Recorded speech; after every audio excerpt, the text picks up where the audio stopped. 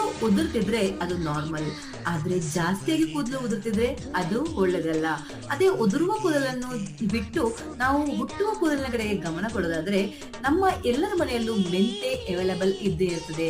2 spoon ಮೆಂತೆಯನ್ನು ಚೆನ್ನಾಗಿ wash ಮಾಡಿಕೊಂಡು ಪ್ಯೂರಿಫೈಡ್ ವಾಟರ್ ಅಲ್ಲಿ ರಾತ್ರಿ ಪೂರ ನೆನೆಸಿಟ್ಕೋಬೇಕು. ಆಮೇಲೆ ಬೆಳಿಗ್ಗೆ ಚೆನ್ನಾಗಿ ಉಗ್ಸಿ ಬೇಯಿಸ್ಕೋಬೇಕು. ಅದೇ ನೀರಲ್ಲಿ ಬೇಯಿಸ್ಕೊಂಡು ಅದರ ನೀರನ್ನು ಬೇರೆ ಇಟ್ಕೊಂಡು ನೀವು ಬೇಕಾದ್ರೆ ಸ್ಪ್ರೇ ಬಾಟಲ್ ಅಲ್ಲೂ ಹಾಕೊಂಡು ಚೆನ್ನಾಗಿ ಸ್ಪ್ರೇ ಮಾಡ್ಕೋಬಹುದು ಹೇರ್ಸ್ಗೆ. ಅಥವಾ ನೀವು ಬೇಕಿದ್ರೆ ಒಂದು ಬೌಲಲ್ಲಿ ಹಾಕೊಂಡು ಕಾಟನ್ ಇಂದ ಹತ್ತಿಯಿಂದ ಹಚ್ಕೋಬಹುದು, ಪೂರಾ ಸ್ಕ್ಯಾಲ್ಪ್ಗೆ ಹಚ್ಕೋಬಹುದು.